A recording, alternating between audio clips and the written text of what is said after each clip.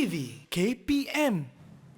Apa khabar semua? Salam sejahtera. Anda sedang menonton slot menengah atas bersama saya, Chris MJ, Didik TV KPM. Jadi hari ini murid-murid, kita nak fokus pada mata pelajaran biologi tingkatan 4.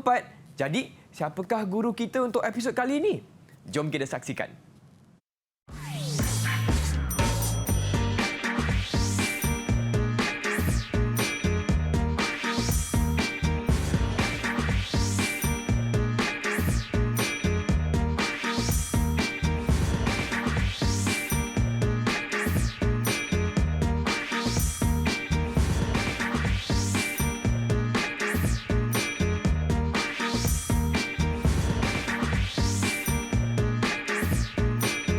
Itu dia, baiklah murid-murid, untuk episod kita kali ini saya bersama dengan the teacher Insari, Cikgu Rama. Hai Cikgu. Hai Chris, apa khabar hari ini? Khabar baik Cikgu. Cikgu sihat tak? Sehat Chris? Chris pun sihat dan Cikgu, sebelum kita teruskan, saya juga ingin ucapkan selamat datang kepada Cikgu Lina dari SMK Sultan Abdul Samad selaku juru bahasa isyarat untuk episod kita kali ini. Terima kasih Cikgu Lina. Okey, baiklah Cikgu. Tanpa melengahkan masa lagi, hari ini kita nak belajar topik apa Cikgu untuk biologi? Okey Chris, hari ini kita nak belajar satu topik yang sangat-sangat kita kata sangat susah juga bagi pendapat murid-murid. Sebenarnya topik ini tak begitu susah. Okey, itu tujuan cikgu berada di sini ya. Baiklah. Untuk memudahkan mata pelajaran biologi dan juga topik hari ini iaitu meiosis yang unik. Alright, okey. Meiosis ini adalah suatu daripada proses yang sangat-sangat penting di dalam pembahagian sel. So, topik yang kita nak fokus hari ini adalah meiosis. Ya, Chris? Cikgu, apa yang unik sangat Cikgu? Kenapa tajuk kita meiosis yang unik hari ini? Okey. Pada akhir pembelajaran kita hari ini, Chris, Chris akan mendapat tahu mengapa kita punya gamet kita ni mempunyai separuh daripada bilangan kromosom. Okey, Chris, cikgu nak tanya. Chris ada berapa ibu bapa? Berapa orang ibu bapa? Satu. Dua lah Cikgu. Dua, ya. Okey. Satu ayah, satu mak. Ya. Chris adalah anak mereka, betul? Betul. So, Chris mempunyai kromosom kedua-dua ayah dan ibu, betul? Betul Cikgu. Meiosis lah yang bertanggungjawab untuk memastikan Chris mendapat kromosom daripada ibu dan bapa. So inilah yang meiosis lah yang memastikan Chris ini amat unik. Walaupun ibu sama, ayah sama, mungkin adik-beradik Chris pun lain-lain dari segi rupa, lain-lain dari segi banyak sifat, betul? Betul, so meiosis lah yang menyebabkan perkara ini, Chris. Wow, menarik sangat. Okey, jom Cikgu. Apa yang kita nak pelajari hari ini? Okey. So kita mulakan dengan apa itu pengertian meiosis. Sebenarnya meiosis ini adalah kesinambungan daripada pembahagian sel, iaitu ia adalah suatu proses pembahagian sel, Chris. Tapi sebelum ini kita telah belajar tentang mitosis. So Chris perlu mempunyai pengetahuan sedia ada dalam mitosis, baru meiosis ini akan menjadi lebih mudah. Okey, faham Cikgu. Proses pembahagian sel ini ada dua, Chris, iaitu mitosis dan meiosis. So hari ini kita nak fokus kita adalah meiosis sahaja, Chris. Alright, faham Cikgu. Okey. So dia berlaku di dalam meiosis ini berlaku di organ pembiakan. Seperti yang tadi cikgu bagi tahu, meiosis ini adalah untuk proses menghasilkan gamet. Kerana ayah dan ibu apabila mereka mensenyawakan gamet, baru kita akan mendapat bayi atau zuriat yang seterusnya.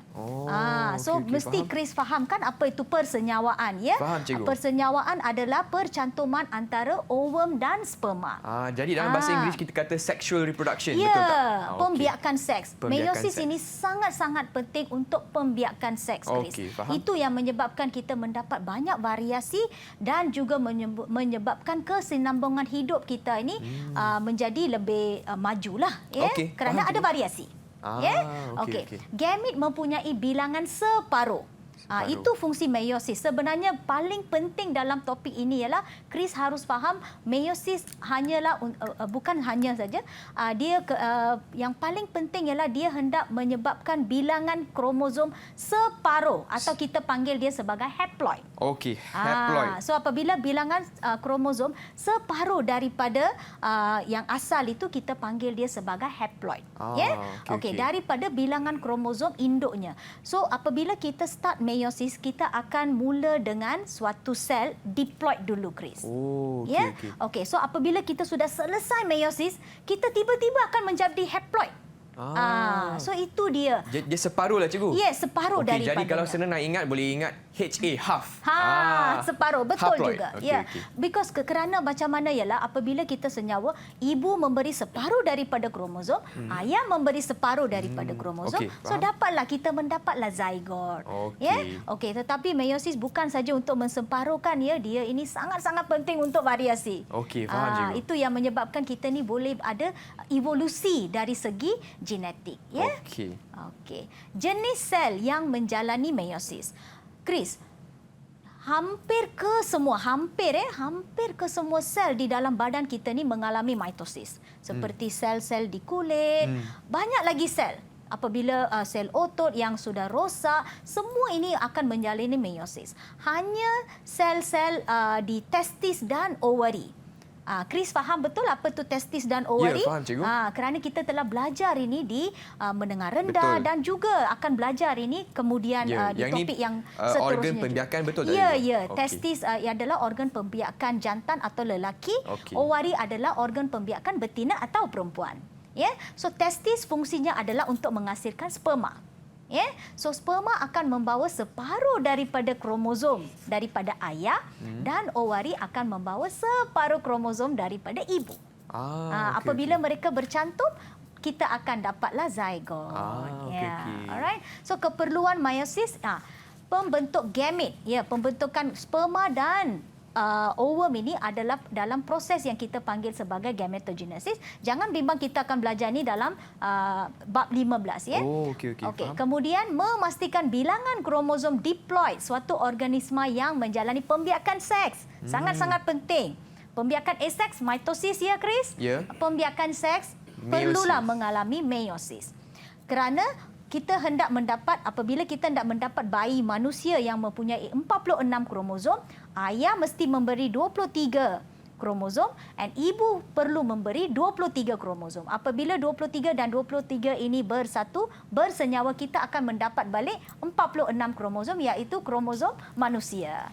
Itu sebabnya mereka kata sentiasa dikekalkan dari satu generasi ke generasi yang seterusnya. Okey, faham cikgu. Separuh dari ayah, separuh dari ibu dapat zygote.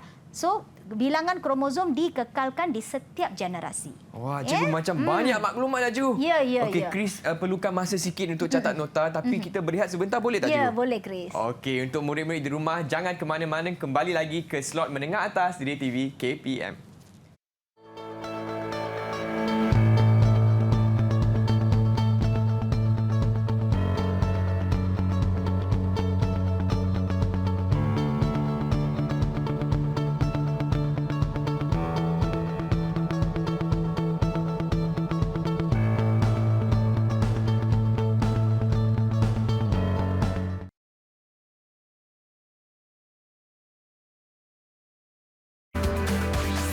Didik TV KPM.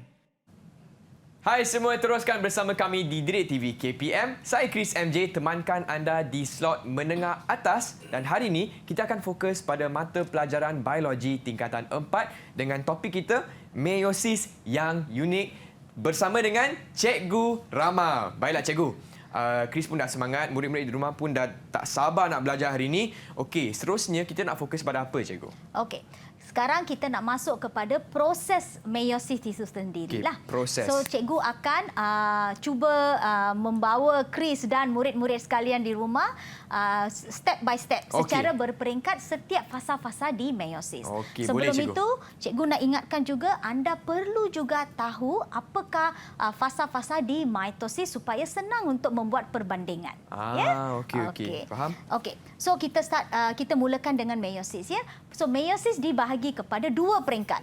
Mitosis hanya 1 ya, Chris? Okey, So kenapa cikgu ulang ini berkali-kali kerana nanti kita akan ada kuis. Oh, ada kuis. Ya. Okey. Alright, Catat okey. nota ni. So Okey. meiosis ambil catatan Okey, ya. okey. Meiosis dibahagikan kepada 2 peringkat, Chris. Mitosis 1 saja ya.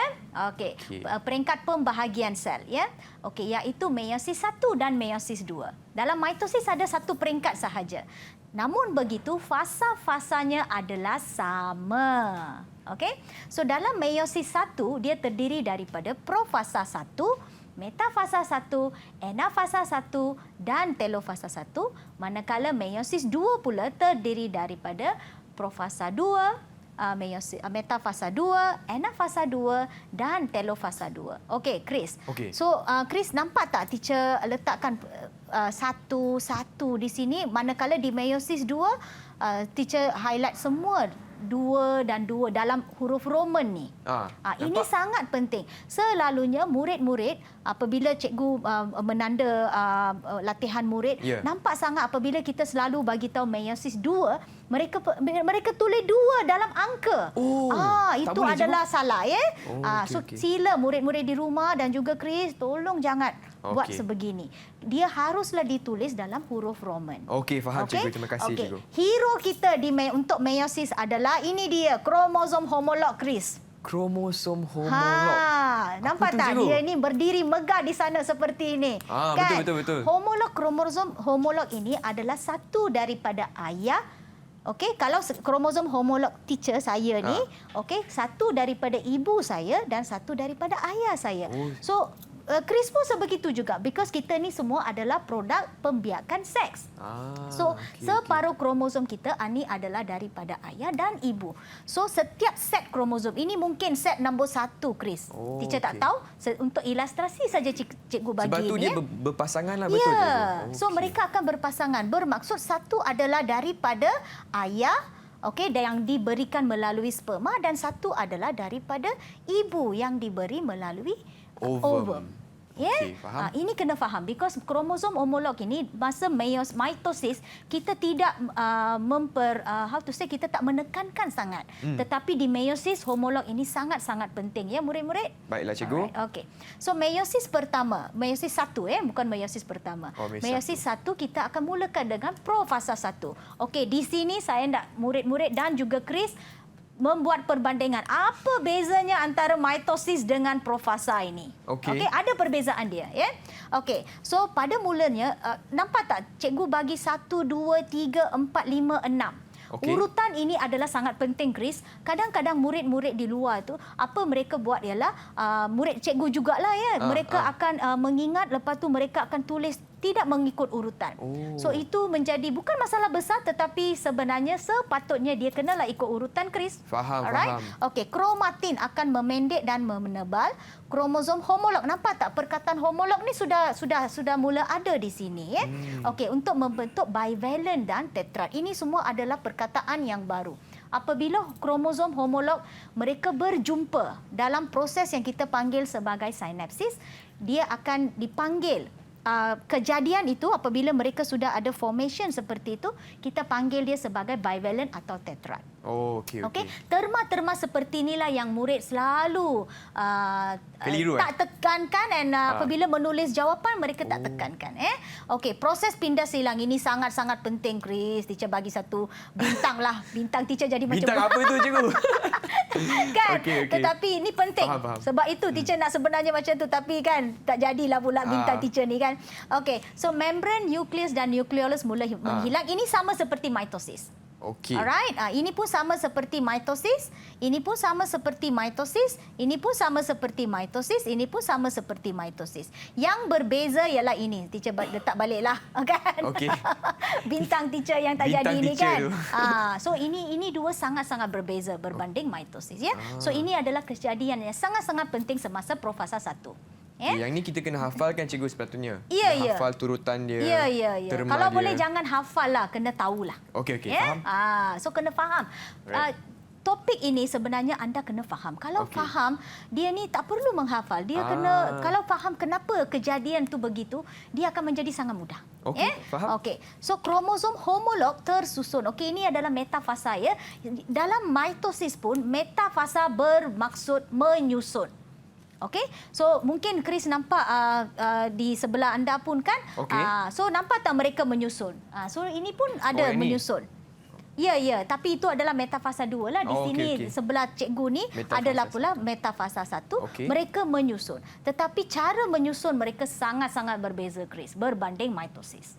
Alright? Okey, so kromosom homolog tersusun. Nampak kromosom homolog ni again berkali-kali. Bermaksud itu adalah sangat-sangat penting. Alright. Setiap satu kromosom homolog terikat pada gentian gelendong. Okey, gentian gelendong itu adalah, nampak tak yang ini? Okey. Yang warna biru ke, cikgu? Ya, ya, warna biru tu. Okey. Yang terikat pada kutub sel tu, dan kromatid kembar masih terikat bersama. Okey, kromatid kembar adalah seperti ini ya, Chris. Ini semua kita dah belajar dekat mitosis tadi. Okey. Ini dua kita panggil sebagai kromatid kembar. Bukan bunga ya, cikgu? Bukan. Okey, itu bukan. itu apa, Bukan kromatik? bunga cengkeh. Okey. Yang itu kromatik. Tetapi okeylah kalau Chris bagai itu cara Chris Cara nak hafal, cara nak faham. Ya, why not? Kan? So ikutlah. Okey. Meiosis selepas metafasa 1 dia ada anafasa. Anafasa adalah fasa pemisahan, Chris. Okey. Ini adalah fasa pemisahan. Okey. So gentian gelendong akan mengecut. Okey, kromosom homolog, Chris. Kromosom homolog, jangan lupa kromosom homolog ni. Okey. Alright. Highlight. Berpisah. Ya, murid-murid juga kalau anda mengikuti episod kali ini, ambil buku teks, tolong letakkan perkataan homolog ini, tolonglah gariskan. Kenapa teacher berulang kali menekankan perkara ini? Because ini adalah yang terpenting di dalam fasa-fasa ini. Okey. Okey. So, kromosom homolog berpisah. So ini amat berbeza daripada mitosis, di mana di mitosis kromatid kembar yang berpisah. Tadi teacher ada lukiskan dalam slide sebelum ni kan, ya, kromatid ini yang akan berpisah. Tetapi di dalam anafasa 1 kromosom homolog yang berpisah. Homolog kromosom ini yang akan berpisah. Faham? Yang daripada ibu dan ayah yang saya bagi tahu tadi kan, mereka yang akan berpisah, Chris. Inilah perbezaan antara mitosis dengan anafasa dengan anafasa 1 dalam meiosis 1. Okey. Faham? Okey. So dia akan tertarik ke kutub sel yang bertentangan. So basically fasa-fasa ini semua lebih kurang sama. Macam metafasa adalah fasa menyusun, anafasa adalah fasa berpisah. Lebih kurang sama saja. Tetapi dia punya, bukan saya nak kata pembentukan, tapi kena faham siapa yang berpisah. Dalam mitosis, yang menyusun adalah seperti itu. Kromosom bersusun seperti itu. Okey. Di meiosis 1 pula, kromosom menyusun seperti, nampak tak? Ada perbezaan bersebelahan. Kromosom homolog. Ya. Okey, faham. Ini yang murid-murid kena tekankan berkali. Guru-guru juga ya, tekankan pada anak murid kita apakah perbezaan antara mitosis dengan meiosis. Inilah cara yang paling senang untuk murid mendapat satu gambaran yang penuh lah. Ya, kerana selalunya murid akan cuba menghafal. Kerana ini semua ilustrasi, Chris. Sangat susahlah. Betul. Faham. Untuk you kena faham kenapa dia jadi sebegitu. Okey, so anafasa ada apa-apa masalah? Okey kan, Chris? Okey, nampak cikgu. tak homolog kromosom tu berpisah? Nampak, cikgu. Okey. So, sekarang di meiosis 1 pula, kromosom tiba di kutub bertentangan. Mereka tadi kan mereka berpisah, right? So, mereka sudah tiba di kutub bertentangan. Setiap kutub sel mengandungi bilangan. Nampak tak? Kita sudah haploid sudah. Dah separuh. Mengapa menjadi separuh? Kerana kromosom homolog tadi telah berpisah. Chris. Dia sudah berpisah. Kerana yang di sana yang paling atas, kejap ya, Chris. So yang sini akan menjadi satu sel yang lain, yang ini akan menjadi satu sel yang lain. So nampak tak, pada awal kalau kita perasan kan, kita pergi dalam itu ada berapa kromosom? 1, 2, 3, 4 kromosom, Chris. Tetapi apabila kita sudah selesai masa di telofasa 1, nampak tak setiap sel di sini, Setiap sel di sini Ada dua? Ada dua saja. Faham? Nampak tak bilangan kromosom sudah menjadi separuh? Nampak cikgu? Itu dia perbezaan yang sangat-sangat penting antara mitosis dan meiosis. Ya, homolog kromosom homolog dah tak ada lagi dah. Kawan dia homolog dia sudah pergi ke sel yang bertentangan. Yang kecil pula homolog dia sudah pergi ke sel bertentangan, Chris. Okey, faham. Okey, kemudian gentian gelendung ini semua adalah fasa telofasa di mitosis pun sama juga, ya. Gentian gelendung kemudian akan menghilang, nukleolus akan muncul semula dan membran nukleus akan terbentuk. Ya. Okey. So again Chris, kromosom homolog sangat-sangat penting. Fasa di profasa yang sangat penting adalah pindah silang dan sinapsis. Adalah penting. Di metafasa ialah cara kromosom homolog tu menyusun. Di anafasa bagaimana kromosom homolog berpisah, dan di telofasa biasa sajalah, ya kan, dia tak adalah apa-apa yang beza sangat daripada mitosis, ya. Okey, faham. So selepas meiosis 1 mereka akan berehat, Chris. Oh, berehat. Ya. Okey. Itu yang teacher bagi rehat. Bukan kita berehat, ya. Oh, okey. Sel itu yang akan berehat. Sel yang rehat. Ya. Okey. Okey. Ingat Kerana kita nak kita rehat. hendak masuk kepada meiosis 2, Chris. Oh, okey, faham. So telofasa 1 disusuli oleh proses cytokinesis. Proses cytokinesis adalah pembahagian sitoplasma. Oh. Tadi nampak tak, Chris? Sekarang nampak. Apa itu sitoplasma, cikgu? Yang Okey. So sitoplasma ini nampak tak sel itu? Okey. Alright, nampak tak dia mencerut di tengah-tengah? Ya. So sel itu sebenarnya mereka hendak berpisah menjadi 2 sel, Chris. Okey. Pemisahan atau sitoplasma itu yang kita panggil sebagai cytokinesis. Cytokinesis. Cytokinesis lah dalam bahasa Okey. Inggeris, cytokinesis lah kan? Okey. Okey, dia akan menghasilkan 2 sel anak, Chris. Ya, dia akan menghasilkan 2 sel anak. Kedua-dua sel anak yang terhasil berada dalam keadaan haploid. Ingat haploid itu apa? Kromosom homolognya tiada lagi. Ya. Kromosom homolognya sudah berpisah. Sudah berpisah. Okey. Satu sudah pergi ke satu sel lagi, satu sudah pergi ke sel yang satu lagi. Okey. Okey, interfasa. Kita masih ada fasa interfasa, ya. Adalah singkat dan DNA tidak menjalani replikasi. Replikasi adalah kalau kita ingat balik, ya, pada asalnya kita punya kromosom adalah seperti ini. Kemudian semasa fasa S dia akan menjadi sebegini, Chris. Ini yang cara yang tadi Chris kata bunga cengkeh tu kan. Kita mulakan pembahagian sel kita dari fasa ini. Okey. Kemudian tapi kalau semasa interfasa kita ada fasa S, tetapi dalam interfasa meiosis 1 mereka tidak akan membahagi lagi. Tiada lagi fasa S. Tiada, ya. Tiada lagi fasa S. Okey. So mereka akan kekal sebegini. So mereka tidak menjalani replikasi. Okey? Okey. So tip-tip sebelum kita habis segmen kali ke sini, kita recap baliklah, ya. Okey, boleh, cikgu. Okey, meiosis 1. Fungsi meiosis 1 adalah untuk menseparuhkan bilangan diploid. Remember, kalau diploid bermaksud 2. kromosom homolog. Pandai, Chris. Okey, kromosom ada 2. Okey. So dia akan menjadi haploid. Bermaksud 1 tu homolog. Dia sudah terpisah semasa anafasa 1. Okey. Itu fungsi penting dia. Alright. Okey, meiosis juga menyebabkan variasi.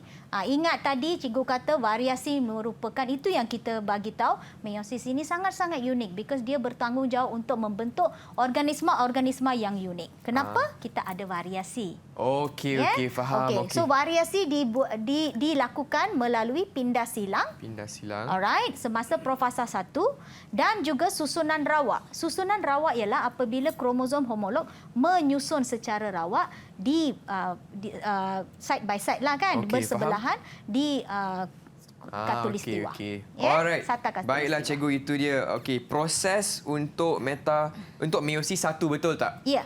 Okey, baiklah, cikgu. Jadi kalau sel pun kena rehat, kita pun kena rehat, betul tak, cikgu? Ya. Okey, kita berehat sebentar boleh? Okey, boleh. Okey, murid-murid di rumah jangan ke mana-mana, kembali lagi bersama Cikgu Rama untuk biologi tingkatan 4 menengah atas.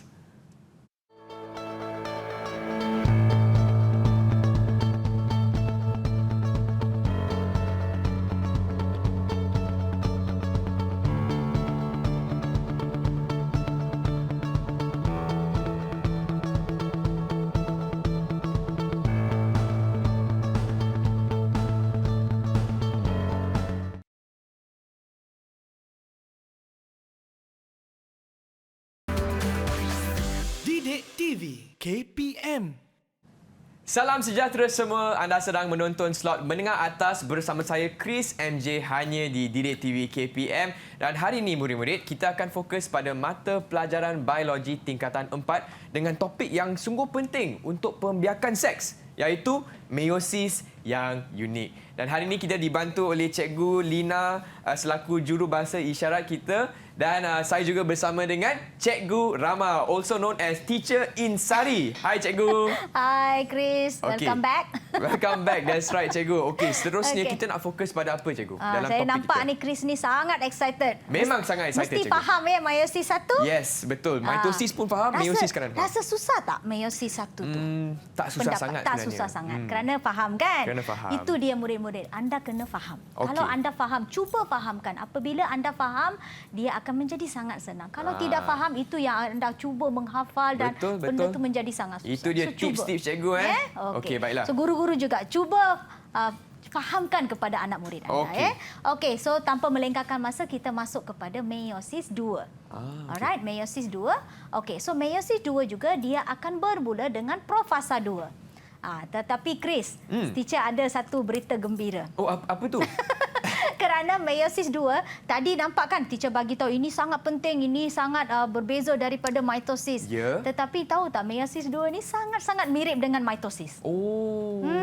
Okey. Kalau itu sebabnya cikgu bagi tahu, kalau anda faham mitosis, meiosis 2 ni menjadi senang. Okey. Itu sebabnya mitosis ini anda perlu betul-betul kuasai supaya ini anda faham. Okey, faham, cikgu. Okey, so kita masuk kepada profasa 2. So ingat murid-murid sekalian, apabila kita menulis, kita hendaklah menulis dengan menggunakan huruf Roman. Jangan tulis menggunakan nombor. 2 Ya. Tak boleh. Alright. Okey. So nucleolus dan membran nukleus akan menghilang. Alright. So sama seperti mitosis juga.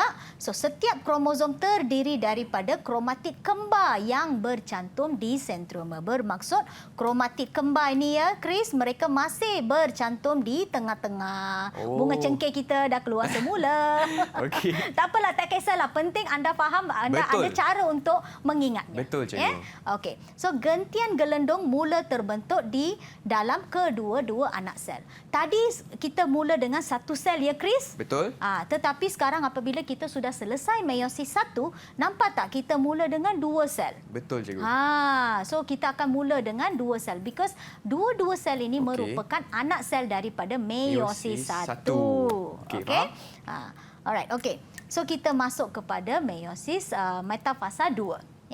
Kromosom tersusun secara rawak. Inilah dia rawak. Secara rawak? Dia, rawak bermaksud dia tak ada satu, you nombor 1, you nombor 2, you nombor 3. Tidak. Okey. Mereka akan bersusun ikut suka dia. Okey, faham. Okey. Tapi inilah yang akan menyebabkan variasi sebenarnya. Alright. Pada sata khatulistiwa. Tadi Chris kena ingat apabila mereka menyusun tadi di dalam meiosis 1 tu, di meiosis 1 di sini Chris, mereka menyusun bersebelahan kromosom homolog. Betul? Betul. Bersebelahan. Tetapi di sebelah Chris pula nampak tak? Kita dah tiada kromosom homolog and mereka menyusun di tengah-tengah. One line. Yang ini ialah dua. Satar khatulistiwa, betul? Ya. Okey. Okey, so dia menyusun di tengah-tengah. Ini sangat-sangat mirip dengan mitosis, Chris. So setiap kromatid terikat pada gentian gelendung and metafasa 2 tamat apabila sentroma mula berpisah. Okey, satu lagi yang cikgu cuba nak bagi tahu semua fasa-fasa ni apabila kita belajar dalam buku, dia nampak macam mempunyai satu pengakhiran dan permulaan yang nyata. Okey. Tapi sebenarnya apabila kita tengok video atau dia ada pelbagai sumber, proses-proses ini sebenarnya dia tidak berlaku secara nyata. Dia ni dari satu proses ke satu proses ini dia tiada satu dia tak ada break lah, cikgu. Yes, dia kadang-kadang sebelum metafasa tu sudah start anafasa. Sebelum anafasa berakhir sudah start telofasa. Faham. Itu kena faham. Sebab itu, so apabila metafasa tamat, bermaksud sentroma itu sudah mula berpisah, bermaksud metafasa 2 telah tamat, Chris. Okey.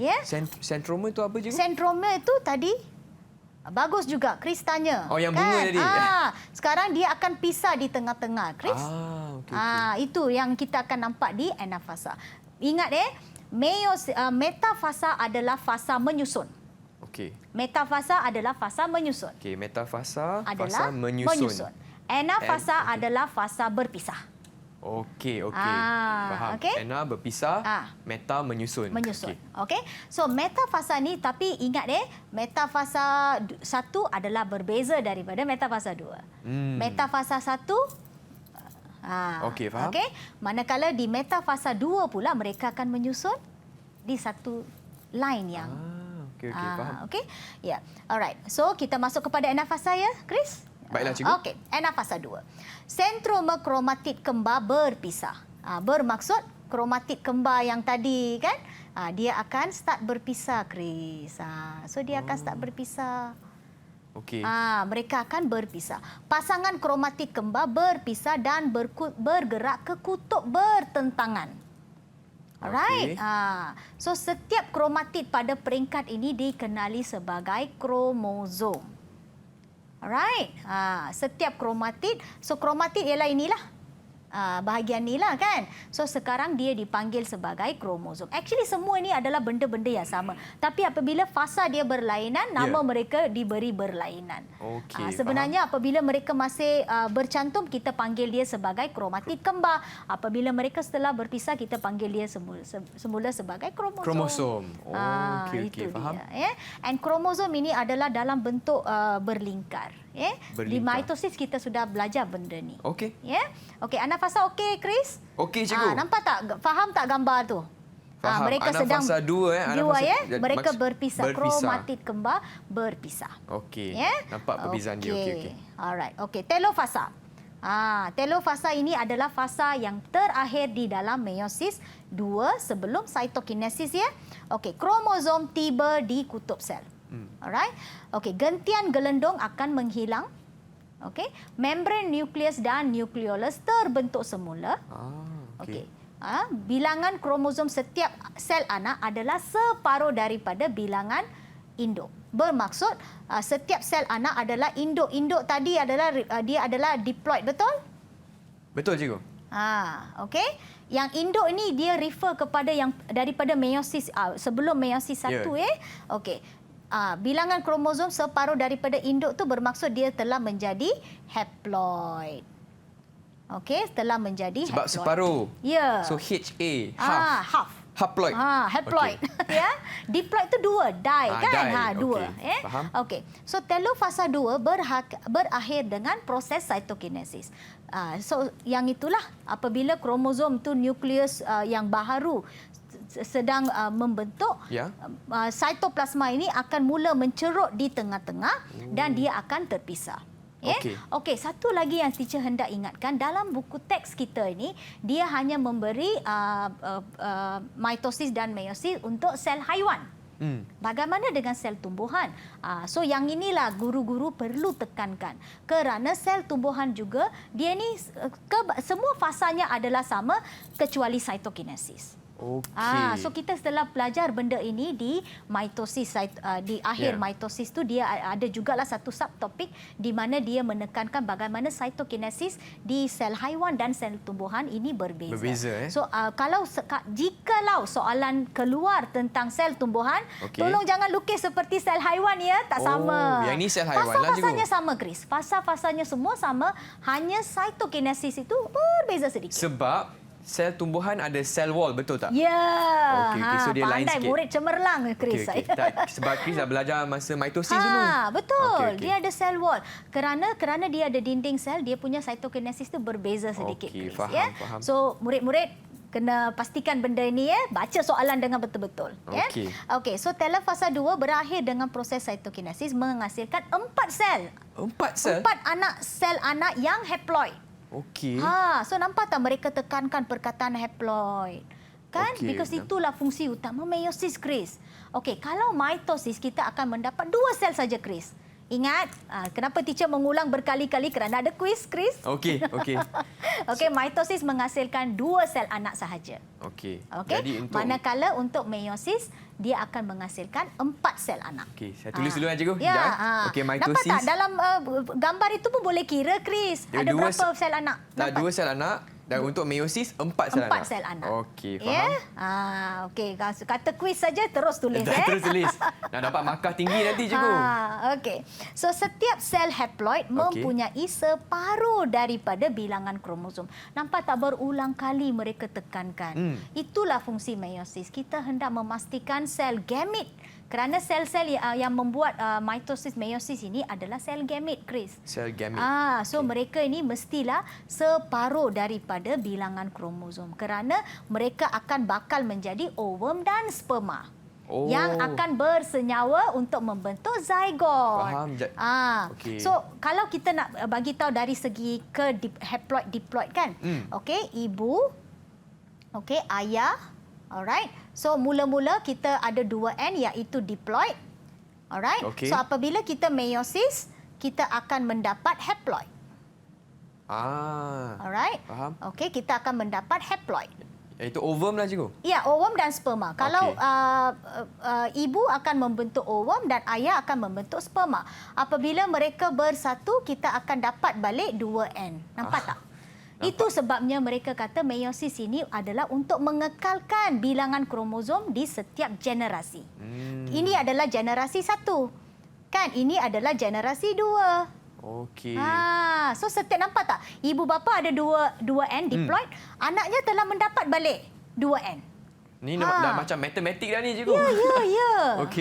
Itulah sebab itu teacher bagi tajuk meiosis yang unik. Kan? Okay. Cikgu, ada ke kes yang ada lebih bilangan kromosom? Ya. Ada. Itu semua adalah suatu kita panggil sebagai non-disjungsi lah. Bermaksud ada juga di mana berlaku mutasi atau mana-mana di mana pembahagian sel itu tidak teratur menjadikan mungkin gentian gelendung tidak terbentuk. So ini semua akan menyebabkan bilangan kromosom di sel gamit ini menjadi lebih atau kurang, Chris. Okey, Itu adalah itu yang menjadi. Chris pernah dengar sindrom Down? Pernah cikgu? Ya, ini semua adalah masalah. Kromosom. Ya.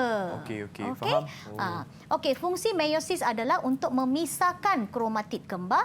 Dan meiosis 2 amat mirip dengan mitosis. Itulah berita gembira yang teacher bagi pada awal tadi. Tak payah nak ingat 2 kali. Betul, yang betul. Berbeza.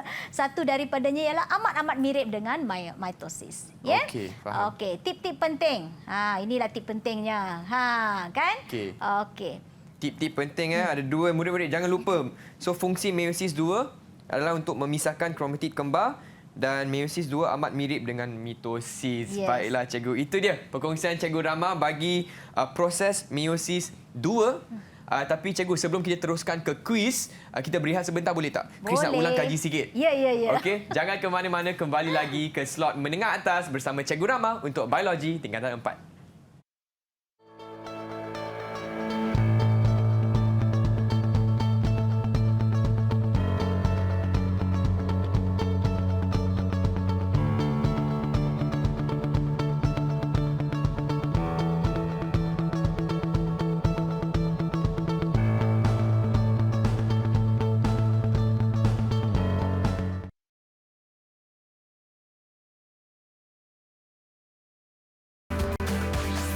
Didik TV KPM. Salam sejahtera semua. Anda sedang saksikan slot menengah atas untuk biologi tingkatan 4 bersama Cikgu Rama. Dan hari ini topik kita ialah meiosis yang unik. Okey, apa yang unik sangat? Kita nak belajarlah hari ini. Okey, baiklah cikgu. Seterusnya apa yang kita nak buat hari ini, cikgu? Okey. So segmen yang seterusnya Chris yang perlu bersedia. Okey. Chris dan murid-murid di rumah, betul tak cikgu? So saya hendak tengok sama ada Chris ini murid cemerlang teacher atau tidak. Okey. Saya pun nak jangan tengok. bimbang. Teacher ada ganjaran untuk anda. Ada ganjaran. Okey. Yang itu penting, Okey. Alright. Okey, sekarang kita dah belajar apa tu meiosis 1, meiosis 2 dan juga perbezaan antara mitosis dan meiosis. Ya. So teacher telah tekankan berkali-kali. Betul, Chris? Betul, cikgu. Itu semua adalah jawapan untuk kuis kita hari ini. Okey, baik. So, kuis yang pertama. Okey. Ini adalah perbezaan antara meiosis 1 dengan meiosis 2. Okey. So, teacher tidak bagi untuk semua fasa. Bagi teacher, ini yang teacher bagi kuis ini adalah fasa yang terpenting. So, murid-murid sekalian, kena tengok betul-betul ya. Okey. Alright, okey. So, di sini teacher memberi metafasa 1 dan metafasa 2. Apakah antara A dan B? So, cuba tengok betul-betul ya. Alright. Yang manakah mewakili metafasa 1? Chris, tak adil ni, Chris. Tak. Okey, saya rasa jawapannya ialah saya nak kunci jawapan A. Kunci jawapan A. Untuk metafasa 1. Okey, betul jawapan anda Muktamad? Muktamad. Muktamad. Okey, kita tengok cek jawapan Chris betul atau tidak. Betul. Yes! Okey. Alright, okey. So bermaksud tak ada pilihan lain lah. Bermaksud untuk metafasa 2 kita ada B sahaja. Okey, murid-murid, kenapa teacher bagi bahagian ni untuk kuis ialah anda perlu mengetahui perbezaan antara bagaimana penyusunan kromosom, iaitu kromosom homolog di metafasa 1 dan kromosom homolog di metafasa 2. Ini penting. Okey, inilah yang kunci kepada macam mana kita nak faham meiosis ni. Cikgu, lagi ada lagi satu yang penting, cikgu. Ganjaran Chris. Ingat lupa. Ya. Alah, okey, tak apalah. Anak murid cemerlang boleh lah. Cikgu. Okey. Dapat ganjaran. Alright. Okey, nak dapat coklat kedua tak? Nak, cikgu. Okey. So ini pula adalah anafasa. Seperti yang teacher bagi tahu, ini pun adalah satu fasa yang sangat penting di mana dia menunjukkan perbezaan yang nyata kenapa sel diploid mampu menjadi haploid. Okey. Sekarang sama juga. Ada dua gambar Chris. Yang ini tak ada clue. Teacher tak bagi clue Alamak, so Chris kena fikir sendiri. Alright. Okey. Tengok betul-betul anafasa 1 dan anafasa 2. Yang manakah menunjukkan anafasa 1? Yang mana? A atau B? Gambar A atau B? Okey, saya nak kunci jawapan B, cikgu. Tadi dah belajar dah, B. Yang mana mempunyai homolog? B, cikgu. Itulah sebabnya. Kan? Pandai, kata kunci Chris. dia, homolog. Kromosom homolog. Okey. Meiosis 1 homolog. Setiap fasa dia mesti ada perkataan homolog. Okey. Kalau anda ingat perkataan homolog ni, jadi senang. Okey. So bermaksud kalau B adalah untuk mewakili anafasa 1 di sana, bermaksud A adalah untuk yang di sini. Untuk jawapan yang betul, kita bagi satu lagi coklat. Yes, terima kasih, cikgu. Tapi makan gula berpada-pada ya. Okey, boleh, cikgu. Gula yang terlalu banyak tak baik untuk gigi dan kesihatan. Terima kasih, cikgu. Ini dah bagi advice. Ini pun adalah suatu yang sangat penting di mana dia memberi perbezaan dan persamaan antara mitosis dan meiosis. Okey. Teacher telah menjadikan dia dalam satu gambar raja pokok yang senang supaya murid-murid dan Chris faham apa perbezaan dan persamaannya. So persamaannya adalah dalam yang berwarna merah, iaitu dia bermula dengan sel induk yang diploid. Melibatkan cytokinesis.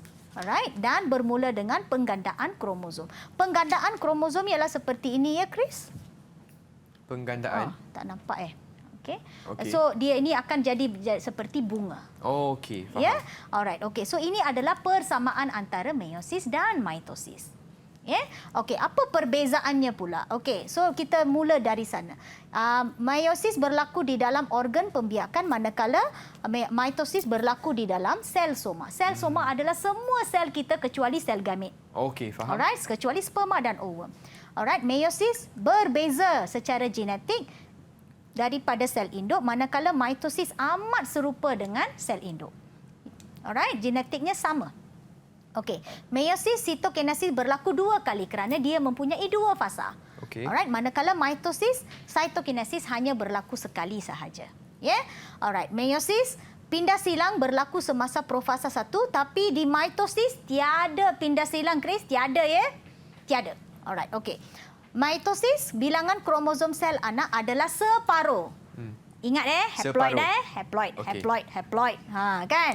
So manakala mitosis daripada diploid dia akan sama dengan diploid, Bilangan kromosom adalah sama dengan induk. Kalau dia diploid, kita dapat balik diploid. So kalau dia haploid, dia dapat balik haploid. Cikgu nak tulis ke atas papan? Ya, kalau cikgu boleh. Chris tolong Ya. Cikgu boleh tulis. Alright. So bilangan kromosom ini adalah sama dengan induk, So then So meiosis menghasilkan 4 sel anak, Manakala Bukan mitosis, meiosis. cikgu. meiosis menghasilkan. Chris tengah Bermaksud pay Chris attention ini mesti pay attention okey. Baguslah. So, meiosis 4 sel anak, betul tak? Manakala Okey, mitosis menghasilkan 2 sel anak sahaja. Kerana setiap kali cytokinesis kita akan mendapat 2 sel anak. So kerana meiosis ni terdiri daripada meiosis 1, kita dapat 2 sel anak. 2 sel anak lagi sekali membahagi dapat 4 sel anak pula. Itu sebabnya dapat 4 sel. And semua 4 sel ni, kalau Chris perasanlah dalam buku teks kita, semua sel anak kita dalam meiosis ini berbeza. Itu disebabkan oleh pindah silang dan penyusunan rawak. Okey, sebab tu ada variasi lah, betul tak? Ya. Alright. Okey. Variasi. Itu memang kata kunci yang sangat penting. Variasi. Ya, alright. Okey, nak coklat lagi tak? Nak, cikgu. Nampak tak habis kan? Okey. ada banyak kat Okey, sini. persamaan Chris. Teacher tak nak semua. Just bagi satu sahaja. Boleh tak Chris? Okey, boleh. Apakah persamaan antara mitosis dan meiosis? Kedua-duanya melibatkan sitokinesis. Sitokinesis. Ya. Apa kata cikgu? Belum lagi. Belum lagi.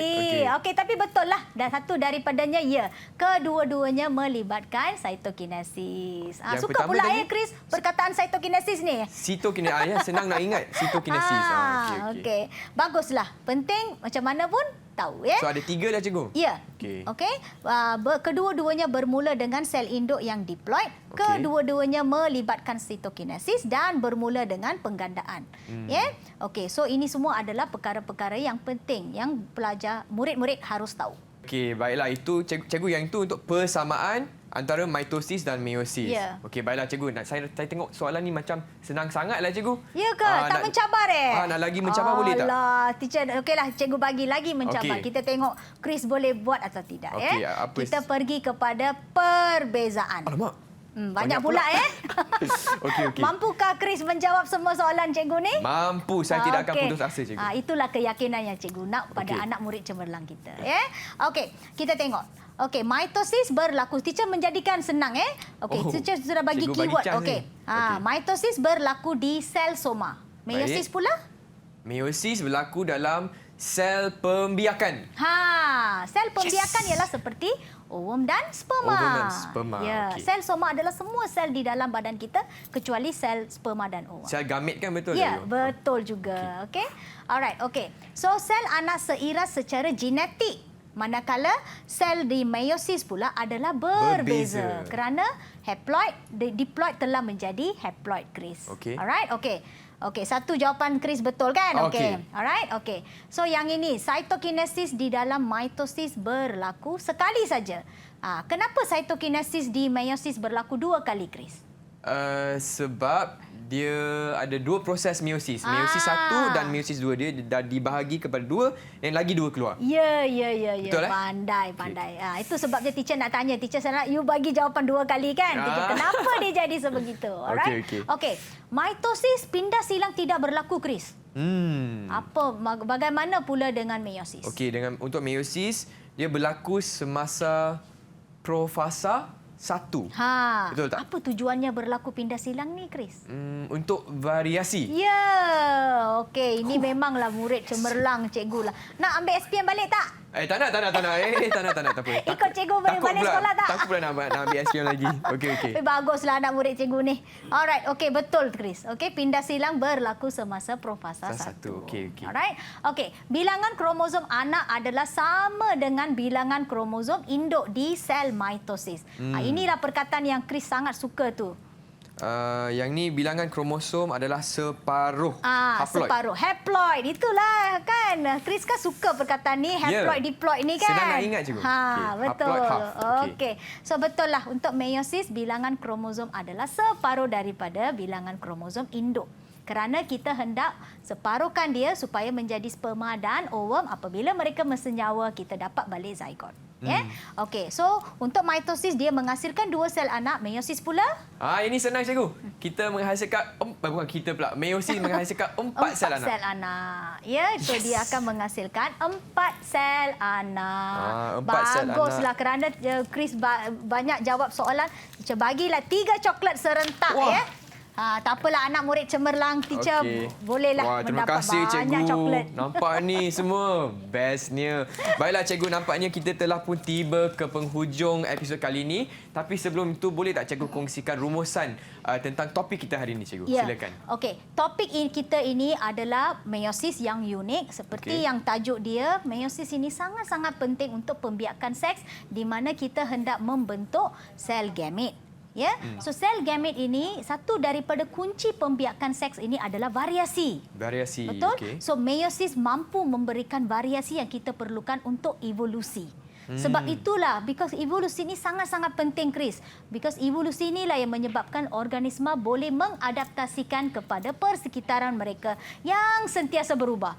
Kalau kita tidak berubah untuk menyesuaikan diri kepada kita punya persekitaran, kita semua akan pupus dengan sangat cepat. Okey, So itu dia. meiosis sangat penting untuk membantu kita mendapatkan variasi dan evolusi yang kita perlukan lah. Okey. Baik, faham cikgu. Dan bagaimanakah prestasi Chris cikgu untuk kelas kita hari ini? Amat bagus sehingga coklat teacher semua dah habis. Oh, ada lagi dua. Ada lagi dua. Mungkin cikgu nak bagi Chris Nak lagi dua bagi boleh? dua lagi Overall, soalan. Keseluruhan boleh tak?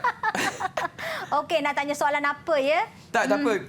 Secara keseluruhan, boleh tak Chris ambil semua? semua coklat? Boleh je lah. Boleh tak kan? Tak nak soalan Tak nak soalan. Dah banyak soalan dah Takpelah. cikgu. Okeylah Chris, ambil sajalah anak murid cemerlang. Yes. Bolehlah Alright. mendapatkan semua coklat. Okey, terima kasih cikgu. Jangan makan banyak ya. Okey, terima kasih cikgu. Nanti Chris akan kongsikan dengan cikgu. Okey, boleh. Dan cikgu, bagaimanakah Chris dan murid-murid di rumah nak dapatkan latihan pengukuhan untuk topik kita hari ini cikgu? Okey. So latihan pengukuhan. Latihan pengukuhan sangat banyak di portal Delima kita. Baiklah, dengan itu saya ingin ucapkan ribuan terima kasih kepada Cikgu Rama dan juga Cikgu Lina selaku jurubahasa isyarat kita. Sekian daripada saya Chris MJ. Teruskan bersama kami hanya di DITV KPM. Bye semua.